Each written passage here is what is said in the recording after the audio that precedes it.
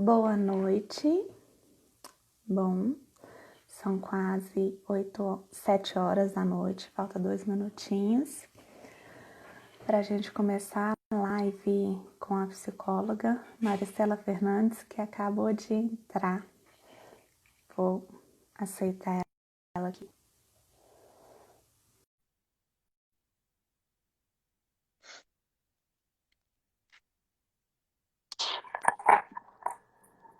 Oi, Oi, Gisele, boa noite. boa noite. Quantas horas são aí, Maristela? 2 minutos antes da meia-noite. Nossa. Eu tive que me organizar aqui para viver em dois fusos horários. Uhum. Já tem um tempo que eu estou vivendo em dois fusos horários, que na verdade eu me acostumei muito a dar aulas à noite. Trabalhei na parte da tarde, à noite, na PUC durante Uhum. anos. E Verdade. já tinha uma agitação mental à noite, demorava para Uhum. desacelerar. Cheguei na Alemanha, esses hábitos não foram mudados, mas aí eu me sinto feliz porque é nesse horário que eu tenho como estar em contato, né, com os meus parentes, com os Sim. meus colegas. Uhum. Queria que você começasse se apresentando. Para quem não te conhece, tem pessoas entrando aí, a Jaqueline, a Daílson. Ótimo. Você está aí, né? A Marina e foi a sua aluna. Você já está gravando? Você está aí na Alemanha. Oi? Você já está gravando? Sim, já estamos ao vivo. Mas vai ficar registrado, né? É porque muita gente me pediu que está em aula, está fazendo algum mini curso, para ficar Sim, registrado. vai ficar salvo. No final vai ficar salvo, sim, no meu feed. Tem como ficar só no meu feed porque entrou online. Você entrou na minha live. Tá Mas bem. aí é só você mandar o link para as pessoas que vai estar salvo. Perfeito, que eu acho que eu vou responder, Gisele, as perguntas que eu sempre ouço e que muitas vezes eu respondo no privado, outras vezes eu até deixo para lá, porque Uhum, a gente tem muitas atividades, né? Então, eu sou a Maristela Fernandes, a minha formação primária, né? Minha formação primeira é a graduação em psicologia pela UENG. Depois eu fiz mestrado em neurociências pela Universidade Federal de São João del Rei. Então, eu trabalhei durante muitos anos na UENG em Divinópolis. Um alô aí para a galera de Divinópolis, onde eu tenho bastante seguidores. Então, passei no concurso da PUC em 2007 e comecei a trabalhar na PUC uhum, Arcos, onde eu fiquei alguns anos. Depois eu fui para a PUC de Betim e, concomitantemente, Coração Eucarístico. Depois eu tenho aí ainda uma trajetória com o IEC, o Instituto de Educação Continuada da PUC, onde eu criei uma pós-graduação chamada Psicologia, Terapia Cognitivo-Comportamental. Eu acredito que eu eu deixei fiz. um legado.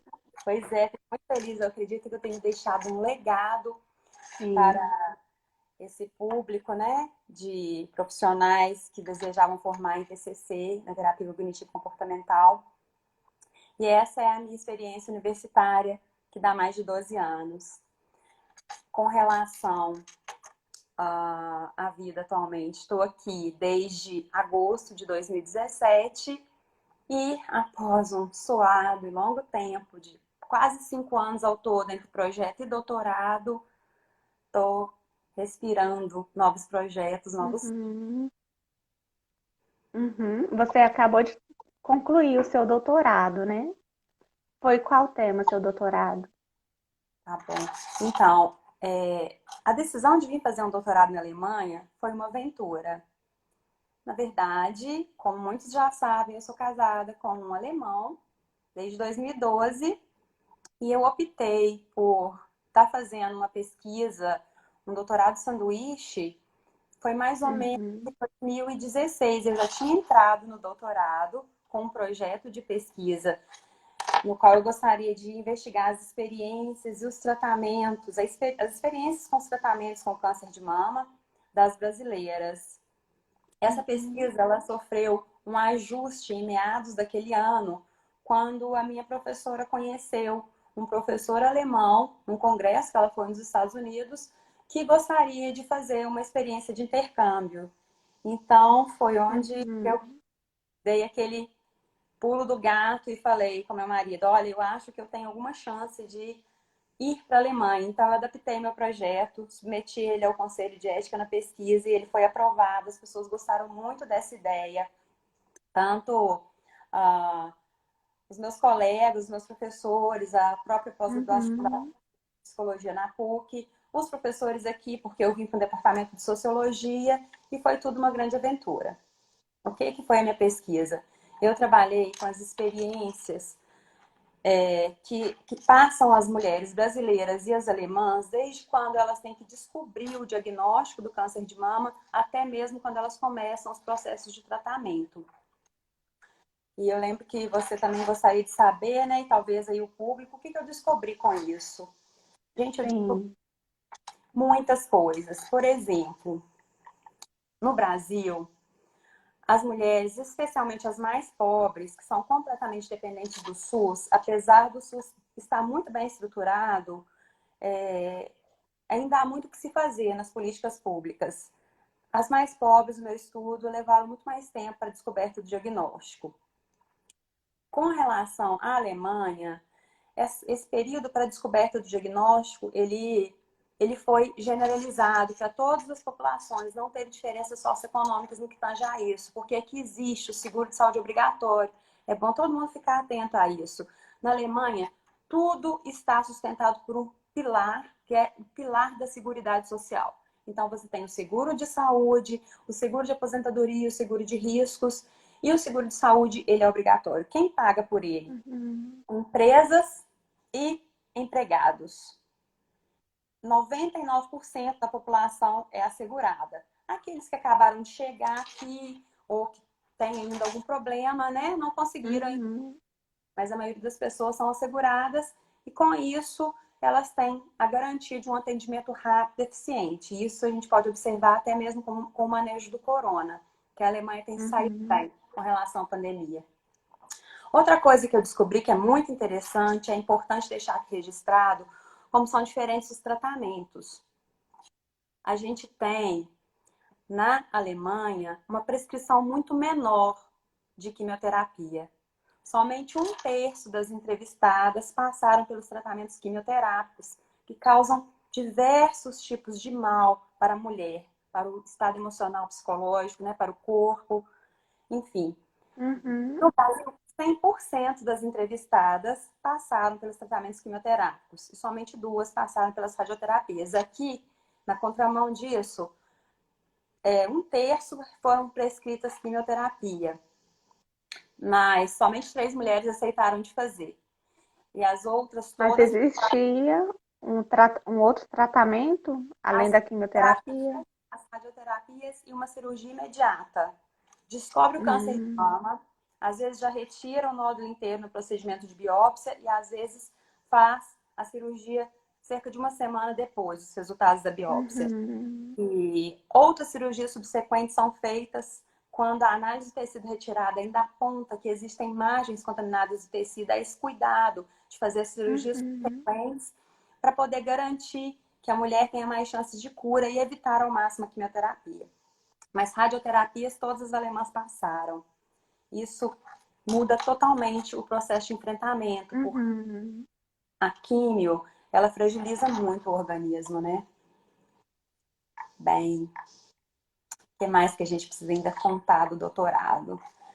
Sobre o patriarcado. Para minha surpresa, a gente olha para a Alemanha, né? Quando a gente está aí no Brasil e pensa, lá é tudo muito mais evoluído, machismo, direitos da mulher, acho que tudo lá vai ser ok. Bem, na verdade, as mulheres aqui são muito respeitadas, mas não nos deixemos enganar. Existe um tipo de patriarcado que ainda funciona aqui. Por exemplo, as mulheres são as maiores responsáveis pelas tarefas dentro do lar. E geralmente as casas são grandes. A condição financeira, ela é mais Uhum. homogeneizada. Não tem o nível de pobreza que a gente conta no Brasil. E também não tem muitos ricos, tá? Essa é uma diferença importante. Uhum. Mas as mulheres, elas fazem tudo. Elas cuidam de jardim, elas cuidam do interior das casas, das compras, e elas também são as responsáveis pelos cuidados das crianças, dos idosos. mesmo que elas também trabalhem fora do lar. Eu não encontrei nenhuma, aliás, uma dona de casa, aposentada, mas cuidando do marido acamado. As outras todas, mesmo mais velhas, continuam trabalhando fora e dentro do lar. Todavia, elas são muito respeitadas e têm muito valor do marido, das colegas, sabe? Existe mais uma sororidade, é uma coisa linda, as pessoas se respeitam. Sim. No Brasil, as mulheres, elas têm menos vergonha de adoecer com câncer, então o estigma da doença, ele é menor aí, enquanto aqui ele é bastante Uhum. estigma da doença. Mas é importante que fique registrado também que aqui elas têm os apoios dos companheiros. E aí a gente encontra também Uhum. divorciam das mulheres por causa da deterioração do corpo, da perda do cabelo. O machismo, ele é Sim. muito grande. Eu acho que sobre a minha pesquisa, consegui, assim, Você ficou satisfeita com o transmitir. resultado? Eu ainda estou assim, caindo a ficha, ainda acredito que tenha mais coisas para serem feitas. Eu acho que é só a pontinha de um iceberg. Eu gostaria que Uhum. tentassem pesquisar, por exemplo, por que essas diferenças tão grandes entre os tratamentos. Se são todos os cânceres dentro do mesmo diagnóstico e descobertos no mesmo tipo de Uhum.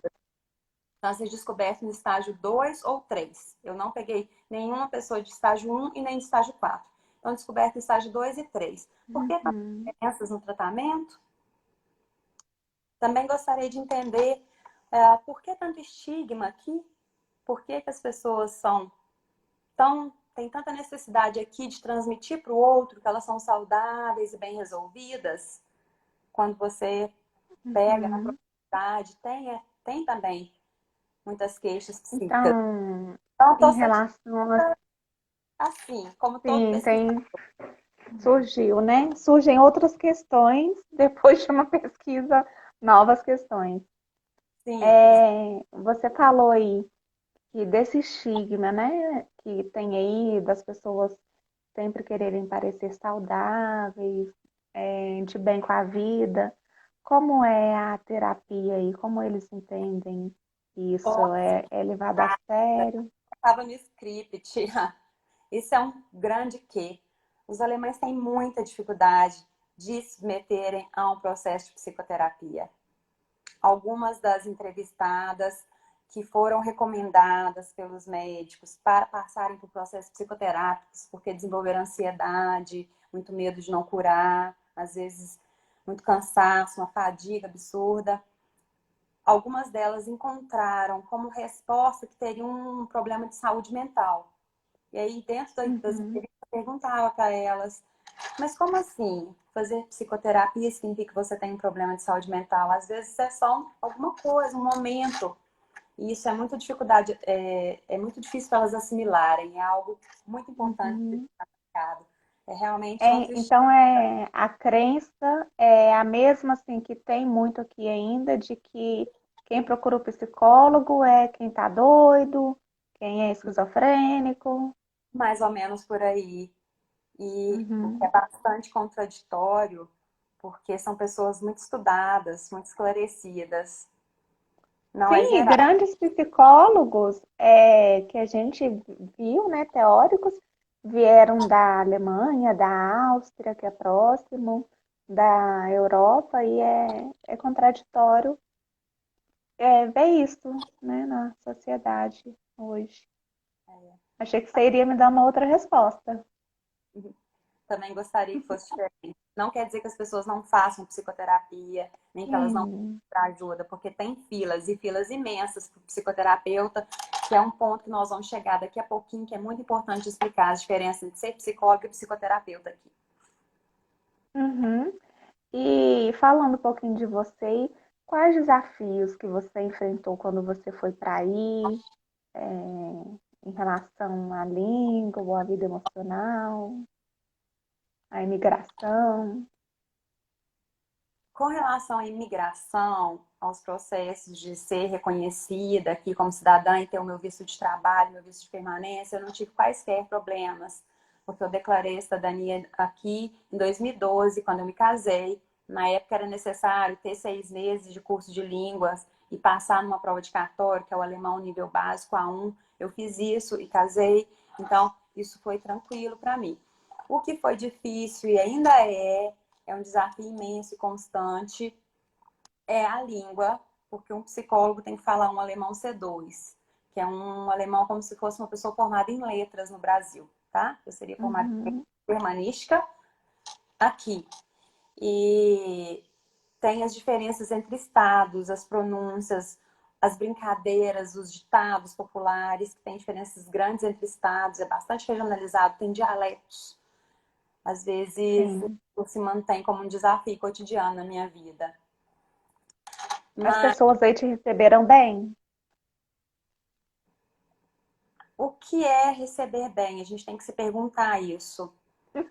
Os, Sem preconceitos, os alemães, do eles brasileiro. são pessoas bem diferentes. Quando eles têm amizade, admiração, eles têm aquilo profundamente. Eles não dão tapinhas nas costas. Mas quando eles Uhum. não têm também, eles não têm. Eles não têm nada a ver com você, não te olham, não te cumprimentam, não são Não ligados, te julgam também? não te julgam, não são ligados na vida alheia. Apesar de que eles Uhum. são controladores do social. Se o seu cachorro estiver latindo muito, você vai receber a polícia veterinária por denúncia de vizinho. Então, eles são muito ligados no social, mas eles são pouco ligados em coisas assim relacionadas à afetividade com estranhos. Eu posso Uhum. dizer que nesse lugar que eu moro, que eu já vim para cá para morar numa Baviera, né? Que eu voltei em 2017, eu fiquei em 2012 em Nordrhein-Westfalen, que é a região de Düsseldorf, e depois voltei para o Brasil. Quando eu vim mesmo para ficar, eu vim para Baviera. Então, eu estou aqui perto de Munique, num lugar interiorano, é um Dorf. Eu não sei muito bem como que seria a tradução mais certa disso para o português. Um Dorf deve ser alguma coisa como um vilarejo, Uhum. tipo 700 pessoas, não mais do que umas 250 casas. Então, todo mundo já me conhece. As pessoas cumprimentam, as pessoas me trazem frutas aqui na porta, me pedem para apanhar groselhas no meu quintal, trazem geleias. Dentro de uma diferença que não tem aquilo, vou bater na tua porta e pedir um cafezinho, tô chegando. Não.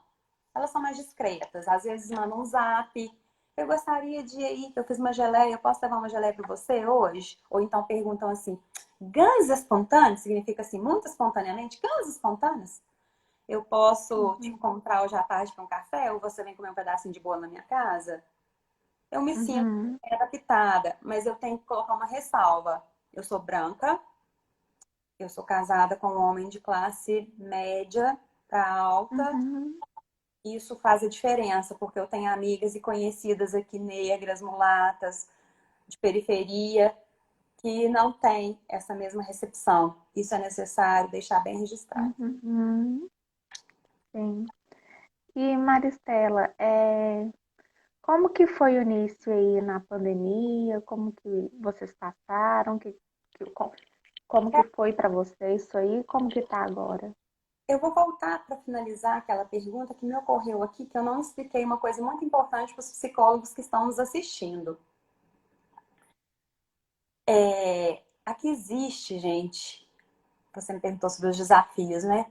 Um grande desafio para Uhum. um profissional que chega formado da América Latina ou de outros países que não sejam do bloco europeu. Porque o psicólogo aqui ele tem que ser, no mínimo, mestre. Ele não é psicólogo diplomado em psicologia se ele não adquirir um mestrado, tá? Então, os cursos do Brasil, eles ficam reconhecidos aqui majoritariamente entre bacharel e psicólogo. Dificilmente alguém que só fez mesmo curso de psicologia, ele vai chegar aqui e vai ser reconhecido como diplomado em psicologia. Isso para Uhum. mim não foi difícil, porque eu já tinha mestrado e pós-graduação, Sim. muita experiência comprovada.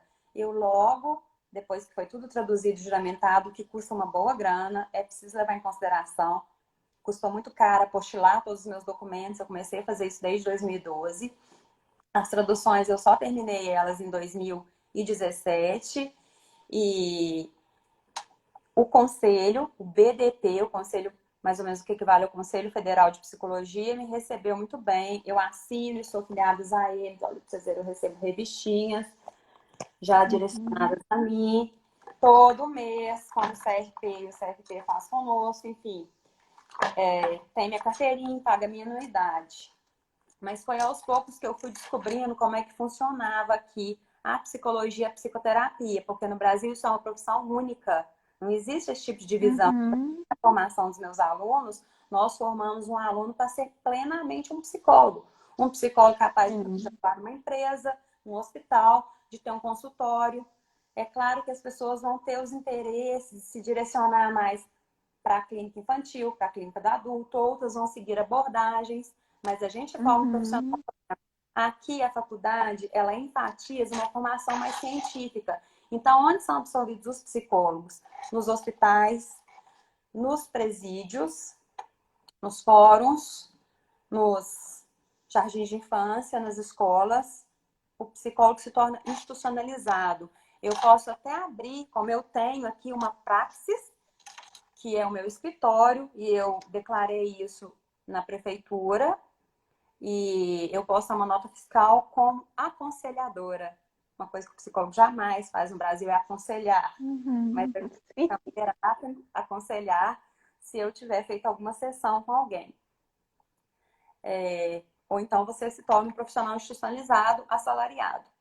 Para ser Uhum. psicoterapeuta, um psicólogo precisa de ter comprovado isso tudo, né? Que é psicólogo que está apto e fazer um cursinho que envolve uma formação em disciplinas e também uma prática de 2.000 horas supervisionadas, tá bom? Um Não. psicoterapeuta. E essa profissão, ela era até o ano passado para psicólogos e para médicos. Quem Uhum. absorve esse profissional, psicoterapeuta, depois que faz esse cursinho, faz uma prova chamada aprobazione. Quem absorve esse profissional é o Krankenversicherung, o seguro de saúde. Olha aí o pulo do gato para a grande diferença. O seguro de saúde vai olhar para sua papelada e para sua aprovação e vai dizer se ele te acolhe junto aos profissionais dele, como se fosse uma Unimed aí, só que ela é para todo mundo, tá?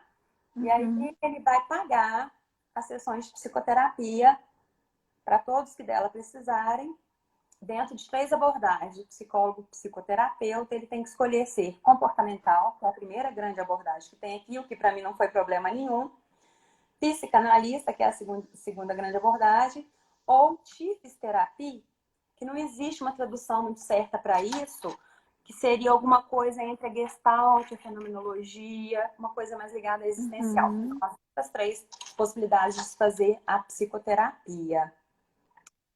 Todavia, mudanças para complicar um pouquinho mais a situação de quem chega do estrangeiro.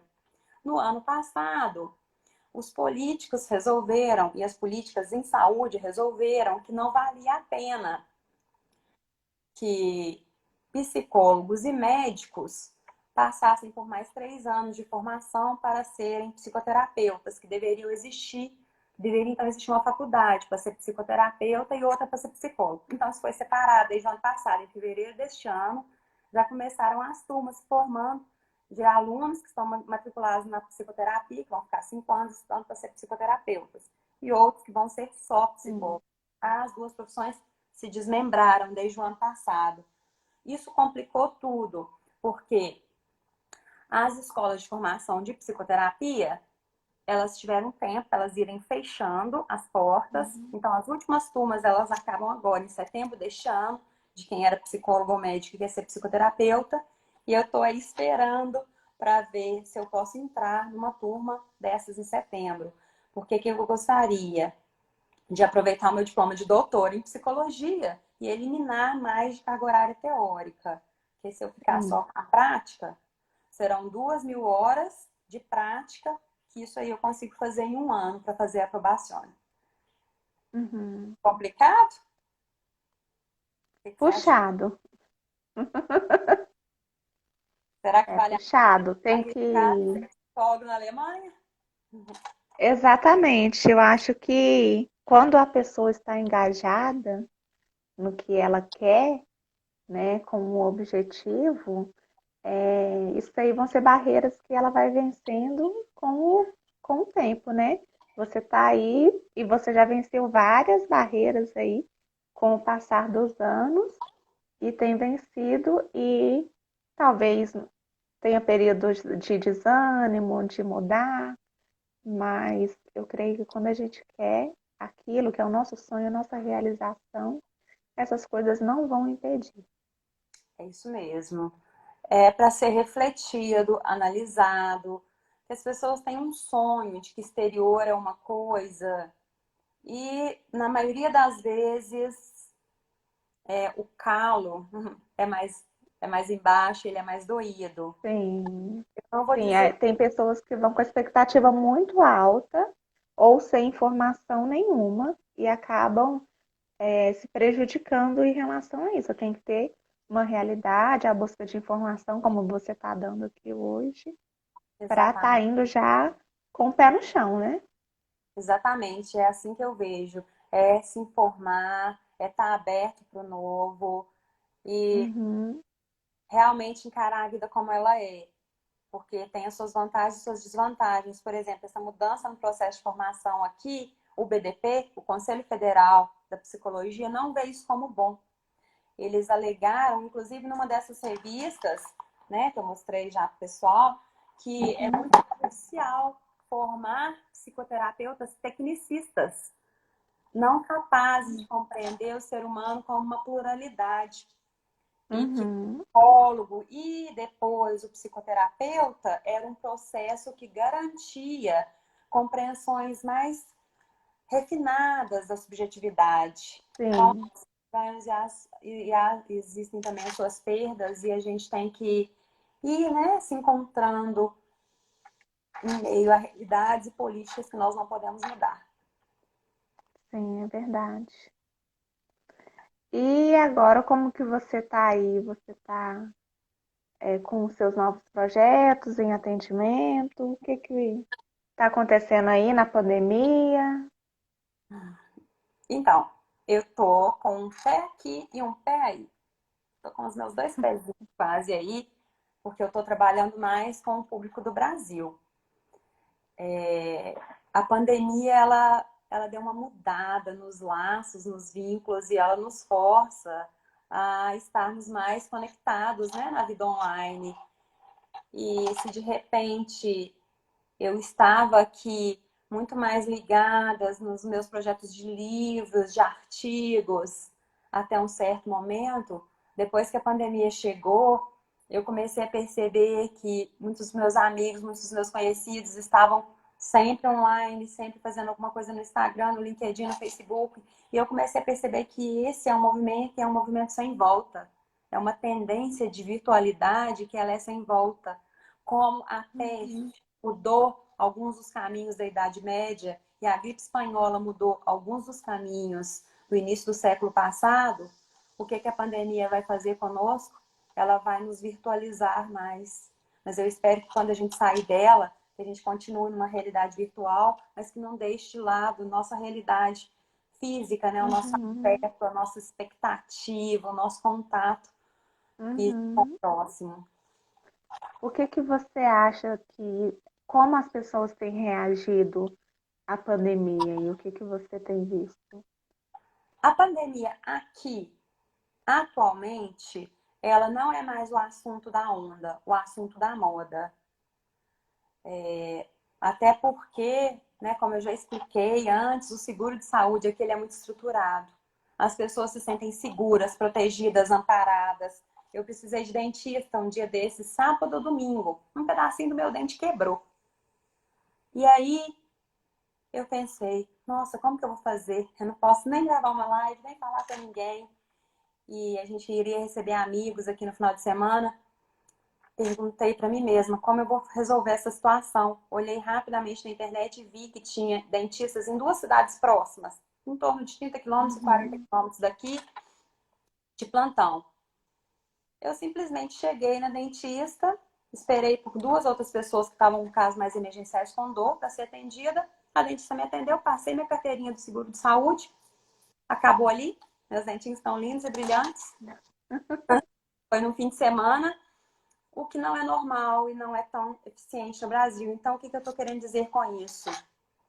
se no início as pessoas olhavam umas para as outras aqui com medo, mesmo no supermercado, acreditando que, ai meu Deus do céu, o Covid pode pegar até pelos olhos, pelos olhares, com o passar do tempo, elas foram vendo que aqui estava sob controle, que a pandemia não foi um grande problema, que quem precisou de ajuda obteve ajuda.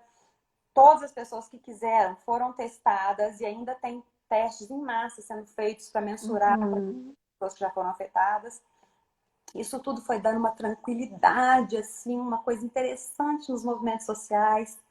Hoje está todo mundo caminhando na rua, de máscara quando entra em restaurantes, em lojas, só tira para comer, com uma certa postura, desvia para não esbarrar um no outro, mas todo mundo vivendo a vida normal. Totalmente diferente do que eu observo no Brasil, porque eu não estou alienada à realidade que está acontecendo. As pessoas não sabem como que vão fazer se forem pegar o coronavírus, se estão levando isso para dentro de casa, se é o caso de buscar ou não ajuda para teste, já que os testes não estão sendo feitos em massa. Totalmente diferente. Sim, é. Aqui os testes é só em caso mesmo de já apresentarem sintomas, e mesmo assim é mais complicado. Vejo que tem sim o Ministério da Saúde está acolhendo bastante as pessoas, porém, na minha opinião, falta educação do cidadão em relação a isso que você falou, de andar na rua de máscara, de manter a distância, de usar o álcool em gel. Essa é a diferença que faz aqui no Brasil. Creio que a política está fazendo um bom trabalho de informar, porém, a gente precisa de fazer a nossa parte em relação a isso.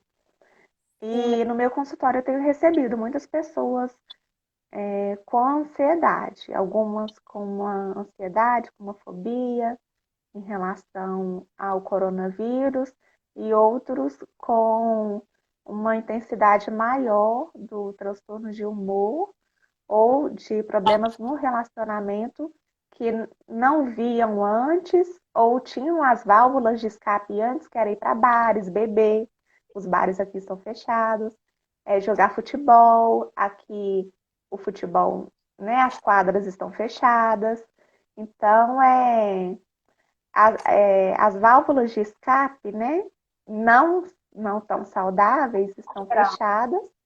E aí eles têm que lidar com essas questões de relacionamento. E aí a gente tem recebido grandes demandas nesse sentido. sim, Aí tá tendo essas demandas. bem.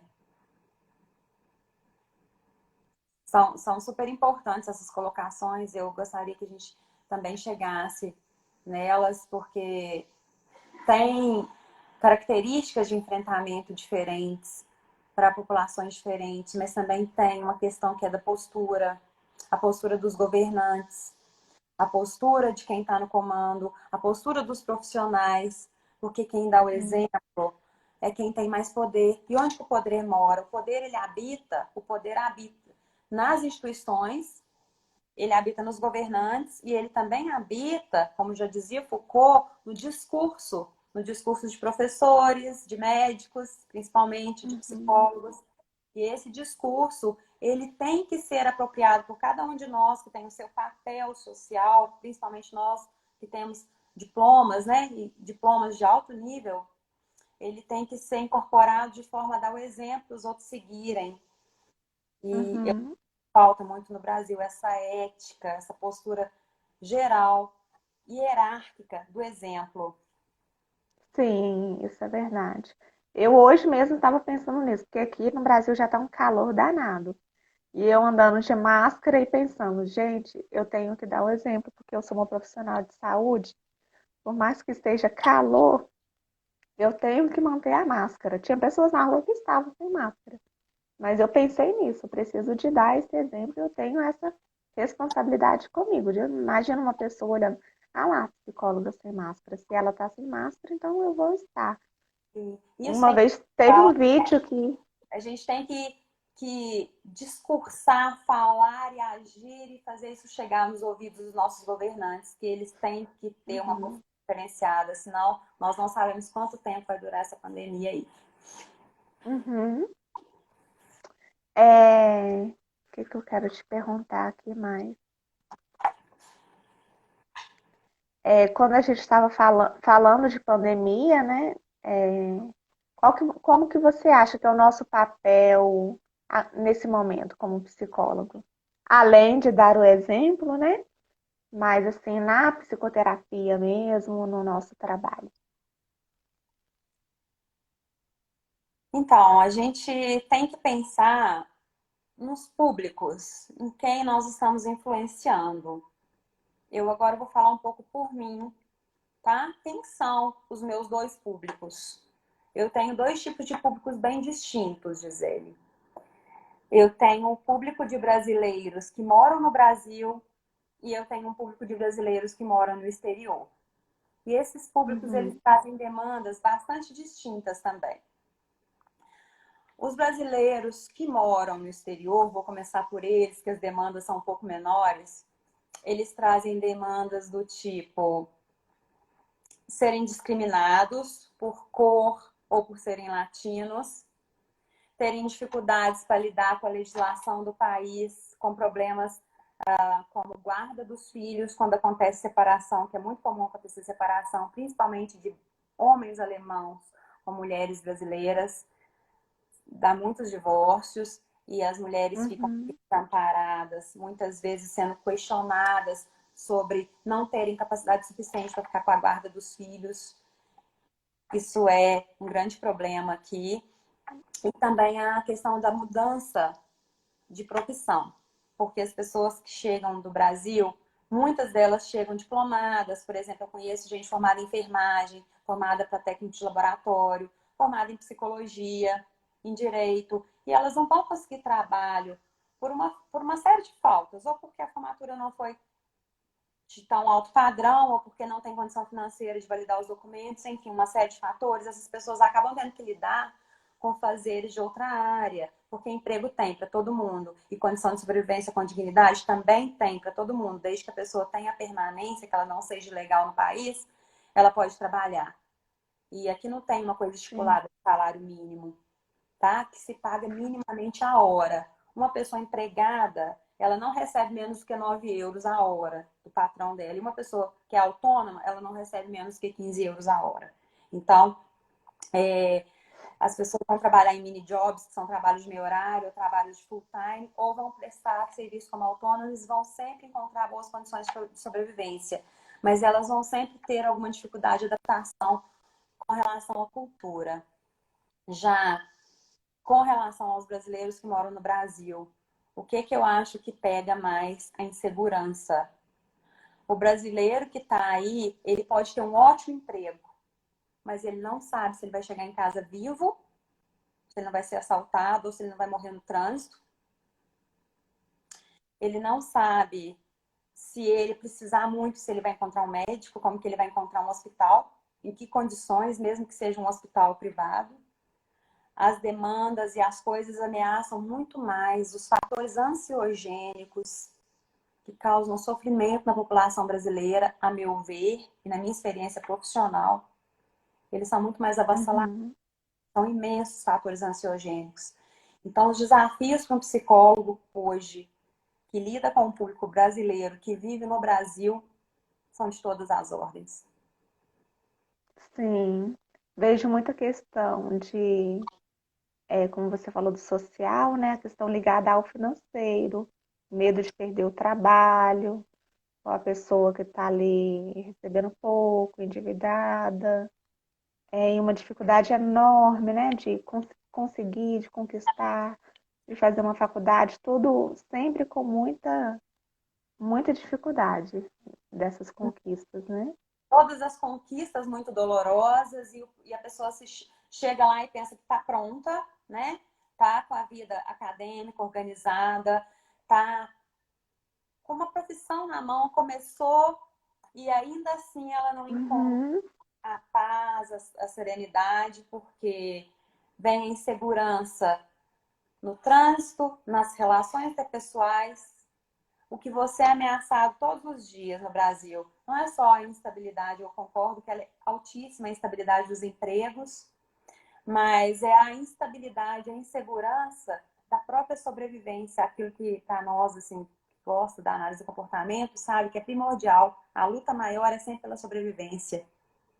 E o que Uhum. acontece? A sobrevivência está sempre colocada em xeque. É verdade. Nessa pandemia deu um boom nisso, né?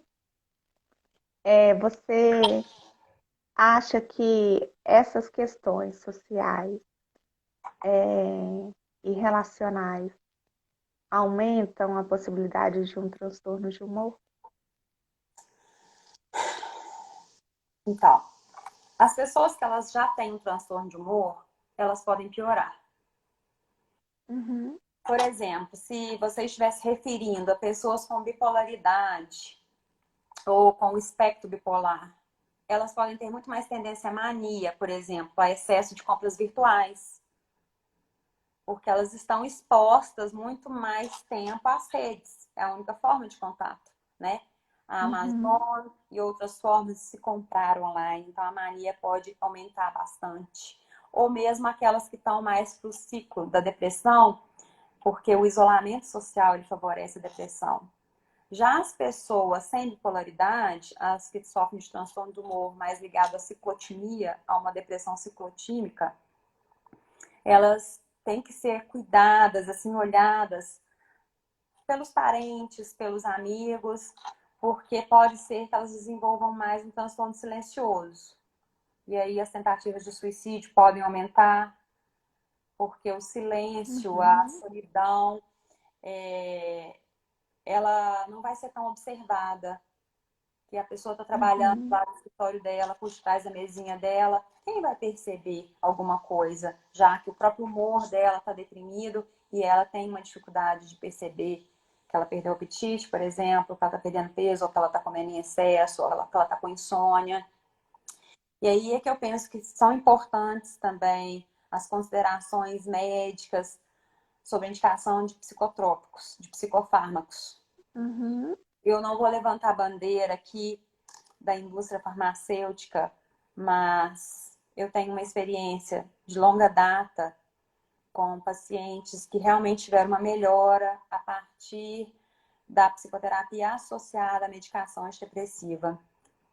Então, é momento de estar mais atencioso, mais cuidadoso, porque essa vida uhum. atrás das lentes do celular, das telas do computador, ela camufla muito a verdadeira subjetividade. É verdade. Você falou aí de políticas públicas e me lembrou algo que a gente queria conversar com você sobre o pós-pandemia, né, em relação à saúde mental. Em 13 de maio, a OMS lançou um resumo, um artigo falando da saúde mental, dando orientações aos governantes de que é preciso investir nessa área, de que antes da pandemia já existia uma epidemia na área da saúde mental e que com a pandemia isso estava mais que comprovado que poderia piorar, caso os governantes não tomassem nenhum cuidado. O que eu vejo aqui no Brasil que não está tendo nada, não tem absolutamente investimento nenhum, nenhum contrato, nenhum concurso de emergência para psicólogos para tratar desse momento. E o que me assustou foi que nessa pesquisa da OMS, né, nesse resumo, eles tinham já feito uma pesquisa de que no mundo, para cada 100 mil habitantes, existe um profissional da área de saúde mental. Isso, assim, a gente conclui que parece que não é levado a sério, os governantes não se preocupam com isso. E como que você, né, levando isso em conta, esses dados, e como que você acha que vai ser o pós-pandemia na saúde mental? Há que se considerar realidades distintas. Nós temos primeiro mundo, segundo mundo e terceiro mundo. E isso eu sinto isso na pele todos os dias. Porque eu tô aqui, é um país de primeiro mundo, fantástico, mas eu vivo com meu coração e meus pensamentos aí também. E o Brasil, que já esteve bastante evoluído, chegando a ser a quinta maior potência do mundo, hoje ele é um país de terceiro mundo. Ele está aí com o SUS, com perdas e cortes que impactam muito no orçamento da saúde. Eu sou de uma época que, quando eu formei em 2002, eu já formei arrumando emprego na Prefeitura Municipal de São Sebastião do Oeste, junto ao PSF. Por quê? Porque a saúde da família era muito valorizada. E era uma cidade desse tamaninho. E eu era uma psicóloga e trabalhava com dois médicos, e um deles trabalhava muito próximo à psiquiatria. E eu vi esse cenário tendo uma grande melhora até ali para 2013, 2014. E depois eu vejo que isso foi se desconstruindo e cada vez mais a realidade da psicologia é uma realidade diferente daquela ascensão que ela vinha tendo, principalmente nas políticas públicas. Eu acredito que isso vai impactar nos efeitos pós-pandemia. Eu quero ver luz no fim do túnel. Já penso em efeitos pós-pandemia. Uhum. Não sei quando que a pandemia vai acabar aí. Eu acredito que nós todos estamos, né, na expectativa da vacina. E agora que a onda aqui na Alemanha é: nós vamos ter que tomar vacina da Rússia? Eu não sei se isso também está assim no Brasil. Um pouco, tem algumas brincadeiras. Porque é só após a vacina que nós vamos saber com que realidade que nós estamos lidando. Mas é sem sombra de dúvida que nós vamos lidar com pessoas com mais sofrimento. Eu não digo sofrimento mental ligado a doenças mentais, mas com mais sofrimento, uma Sim, sofribilidade sim. mais dolorida. Uhum. Por perdas, né? Talvez de pessoas, de Exatamente. trabalho, da vida financeira, de estar Exatamente. ali, a perda do contato com o outro, né? As crianças, né? Na OMS eles falam, né, que as crianças, elas são pessoas de risco nesse caso, por estarem dentro de casa o tempo todo, sem contato com os pares, talvez vendo os conflitos dos pais que estão em casa também, Então, às vezes desempregados. se a gente pensar em psicologia do desenvolvimento, a gente pegar lá a primeira infância, que é com os pais, né? Até por volta ali dos 5 anos. Depois a segunda infância, que é aquela escolarização, tá ali na escolinha já vai pro prézinho, depois vai ser alfabetizado, até chegar na terceira infância, quando está adolescendo e está muito importante as relações de conflito, de poder, de posse com os coleguinhas, para entrar então na adolescência e ter um seu posicionamento, encontrando sua personalidade. Isso aí, com certeza, está Uhum, afetado, está bastante afetado. E nós temos que lembrar também que os mais pobres, eles têm muito menos condições de dar para as crianças a realidade virtual que os mais ricos têm, né? Ou todo mundo fica empoleirado, assim, uma coisa, não sei nem como explicar, mas vivendo num cômodo, às vezes sem as condições de saneamento. A gente tem que pensar também naquelas crianças que precisavam da merenda escolar, que era a merenda escolar a sua melhor e maior refeição. É muito triste. sim. Eu fico até comovida, assim, de pensar nisso. Uhum, Porque nós estamos falando, como eu disse lá no início da explicação dessa questão, nós estamos falando de três realidades. Do submundo uhum, subdesenvolvido, do mundo intermediário e de um mundo desenvolvido. E aí, uhum, aqui as escolas voltaram gradualmente, agora é férias, porque verão é férias, né, na maioria das escolas da Europa. uhum, O sistema alemão, ele é diferenciado, porque o semestre ele começa agora em setembro, tá? O primeiro semestre é em setembro, o segundo uhum, semestre ele é no início do ano. E as pessoas estão felizes e motivadas, já tem assim aquela sensação de luz no fim do túnel, mas eu vejo que elas viajaram menos. Tá cheio de crianças nas ruas, nos beer gardens, passeando no shopping com as mães, os pais, que as pessoas Uhum. param de fazer férias fora, até porque voltou, né? Tem os hotspots de incidência de novo na França, nas Ilhas Baleares, Maiorca, que é o grande centro dos alemães, a ilha dos alemães, eles chamam Maiorca, que é uma das Ilhas Baleares da Espanha, ela está fechada. Com isso, as férias de muita gente melou. Mas olha de que eu tô falando. Tô falando de um mundo super desenvolvido, que as preocupações das pessoas Uhum. são outras. Vão voltar para o É. Brasil. Quem não sabe se vai ter dinheiro para pôr comida no prato do filho amanhã. Esse filho que sabe que o pai chegou em casa sem emprego e que não sabe que dia que as aulas dele vai voltar, se ele vai encontrar um coleguinha vivo, já que tem tanta gente morrendo, até mesmo Uhum. crianças.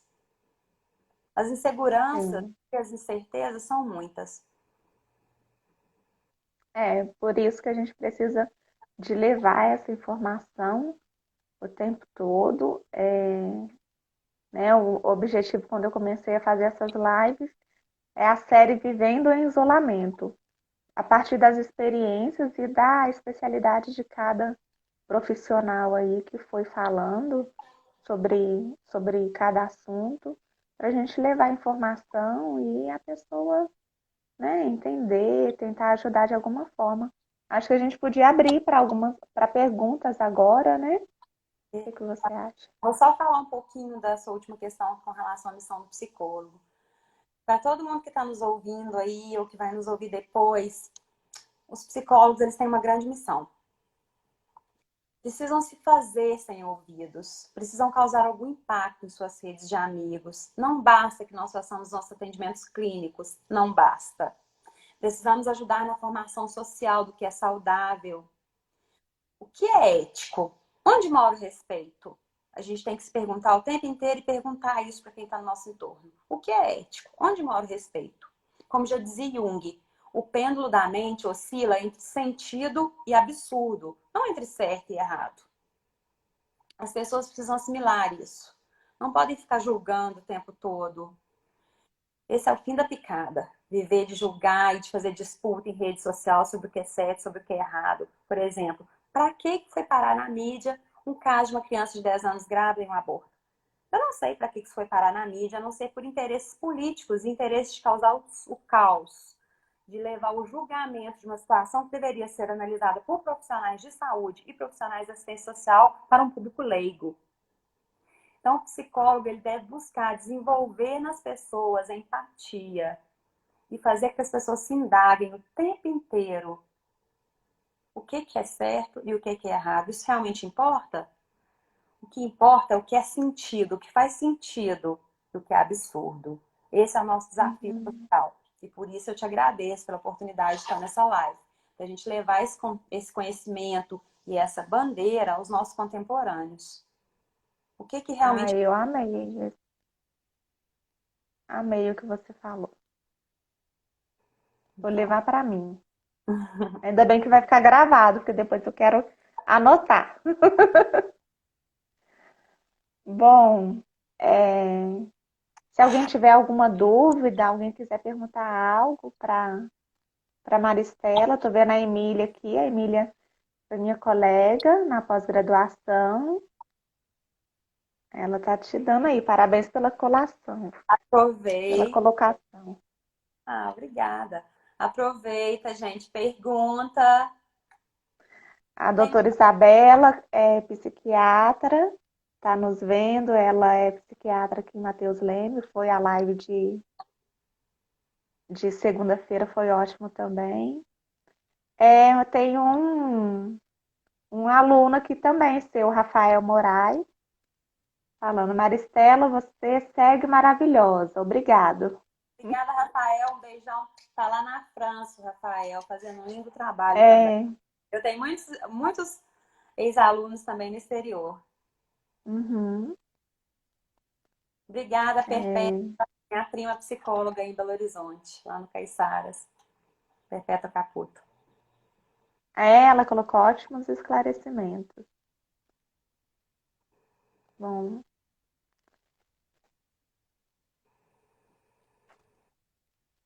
e ela tá te perguntando aí, ó. como que é tratado o abuso na Alemanha. Eu ia te perguntar isso. Missbraucht, em absoluto sigilo, em absoluto sigilo.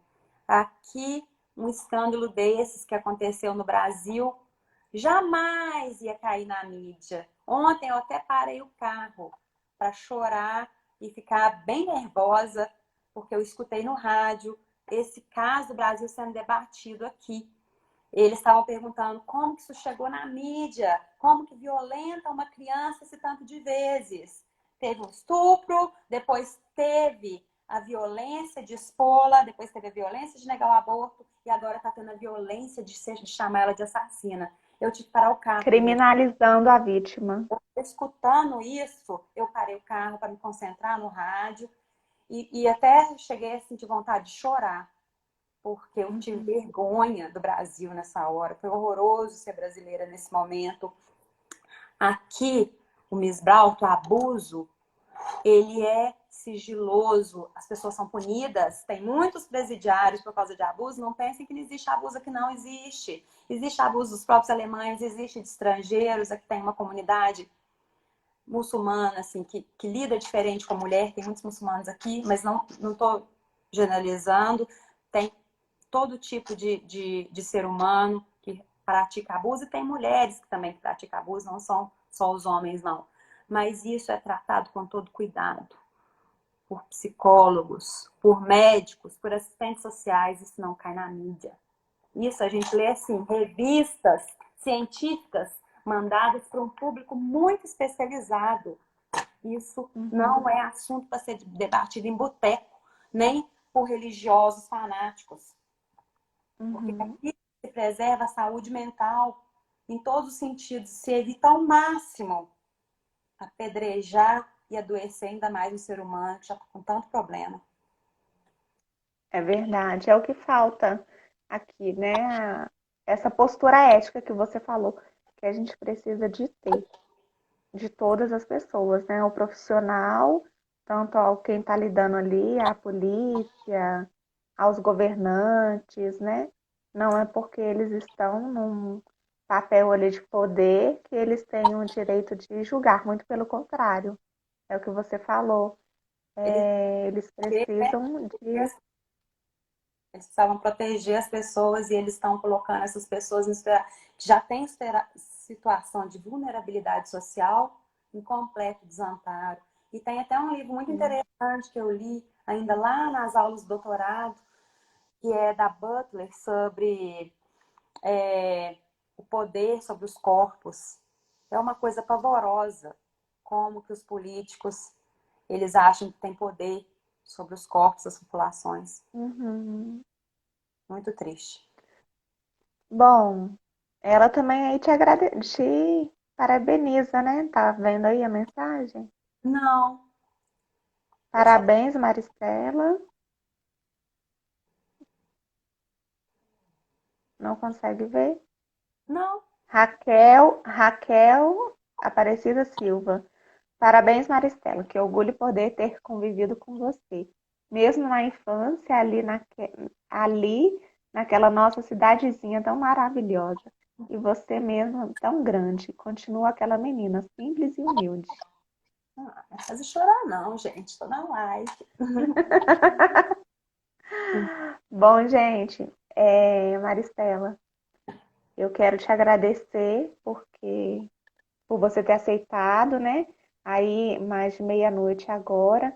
A gente precisa de encerrar a live porque o Instagram ele encerra com 60 minutos, assim, ele já encerra a live você despedindo ou não das pessoas. E já E tá dando quase 60 minutos. vamos falar pro pessoal para olhar lá no seu feeds, né? Que tem muita informação. Tá bom, gente? Sim, vai ficar salvo no meu feed. Douglas Caputo, Marina. Agora mesmo eu vi minha mãe me cumprimentando. Um beijo, mãe. Tá sempre na torcida por mim. Obrigada. Você Sim, e Instagram da Gisele, olha no feed dela, a live completa, principalmente os psicólogos, tem muita informação aí para vocês. exatamente. Aí, aqui, que já deu, ó, 20 segundos para terminar a live. A gente vai ficar salvo lá no feed. Muito obrigada, Maristela, por ter participado. E eu espero a gente poder conversar mais, fazer mais lives sobre outros assuntos aí, até Combina polêmicos, comigo. para acrescentar na nossa vida. Conta Tá comigo. bom? Abraço. Beijo, gente. Até mais. Abraço. Até.